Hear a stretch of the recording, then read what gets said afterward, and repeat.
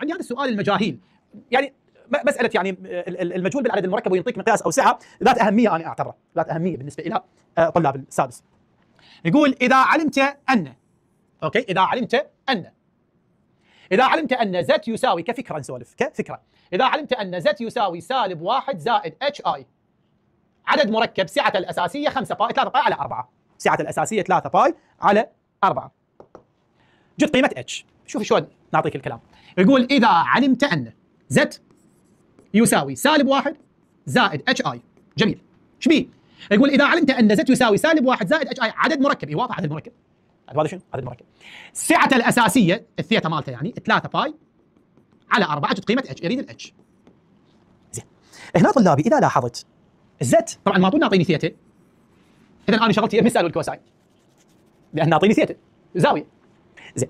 فشو اقول له؟ اقول له يابا الزد يساوي سالب 1 زائد اتش اي، راح احوله من الصيغه العاديه الى الصيغه الديكارتيه، سالب 1 فارزه اتش، هذا اكس وواي. اول شيء يريد الاتش اللي هي بمثابه منو؟ بمثابه الواي. فهنا هذا لازم يفكر انه هو اذا راح يطلعها من قانون ساين ثيتا، لان ساين ثيتا هو واي على ار. هو هنا شو يريد الاتش، الاتش بمثابه منو؟ بمثابه الواي، يعني يريد الواي. طيب هي الواي وين موجوده؟ بيا قانون، بقانون الساين ولا بقانون الكوساين؟ لا، بقانون الساين. ساين تساوي واي على ار. يصفن الطالب يلقى عنده ثلاث اشياء. الثيتا موجوده عندي، يلا. الواي انا اريدها، والار هم ماكو، فبالتالي هذا القانون حاليا يفشل انه ينطيني قيمه واي بسبب الار المجهوله. ارجع استعين بمعلومات السؤال، استعين بمن؟ استعين بقانون الكوساين. كوساين ثيتا يساوي اكس على ار. الثيتا عندي هياتها، والاكس عندي هياتها، فمنها شو اطلع الار. فمن قانون الكوساين اطلع ار، اخليه هنا وانا عندي ثيتا، فايش تطلع الواي. هاي فكره السؤال. كوساين ينزل، الثيتا 3 باي على 4، الاكس عندي سالب 1، الار انا اريده.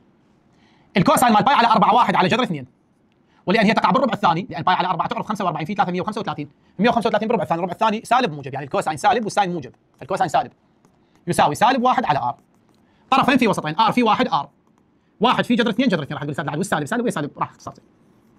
زين. ساين تنزل، الثيتا 3 باي على 4، الواي انا اريده اللي هو اتش اصلا، يعني تكتب اتش راسا، نكتب اتش راسا ما يضر، والار عندي جذر 2، الساين مال باي على 4 1 على جذر 2، وطبعا الساين هنا اشارته موجب، يساوي اتش على جذر 2، طرفين في وسطين، جذر 2 اتش يساوي جذر 2، اذا الاتش تساوي 1. اوكي، الاتش تساوي 1. راح تقول استاذ زين اني لنفرض انه ما فكرت بهذا القانون، فكرت بهذا القانون، فكرت انه الار تساوي اكس تربيع زائد واي تربيع تحت الجذر. الار عندي جذر 2، اقول له اي، وبعدين يقول استاذ والاكس عندي موجوده سالب 1. انا فكرت بهذا القانون، من طلعت الار فكرت هنا، والاتش عندي اتش تربيع، الواي اتش، ربعت الطرفين هنا صار 2 وسالب 1 تربيع 1 زائد اتش تربيع، جيب الواحد هنا، اذا الاتش تربيع تساوي 2 ناقص 1 1، جذر يطلع لي موجب سالب 1، شو اختار؟ هنا لازم تشغل عقلك، لازم تشغل عقلك.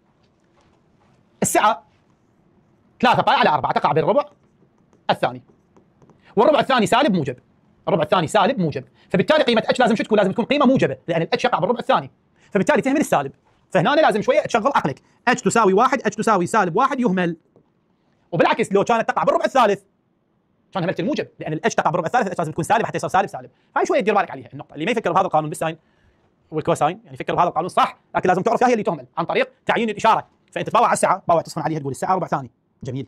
زين اذا السعه بالربع الثاني يعني زوج المرتب سالب موجب، فبالتالي اشاره الاتش موجبه، اذا اختار الاتش الموجب واهمل السالب. لو كانت السعه بالربع الثالث لازم الاشارات سالب سالب، فبالتالي الاتش لازم تكون سالبه، فالقيمه الموجبه اهملها واخذ السالب. دير بالك على هاي النقطه. راح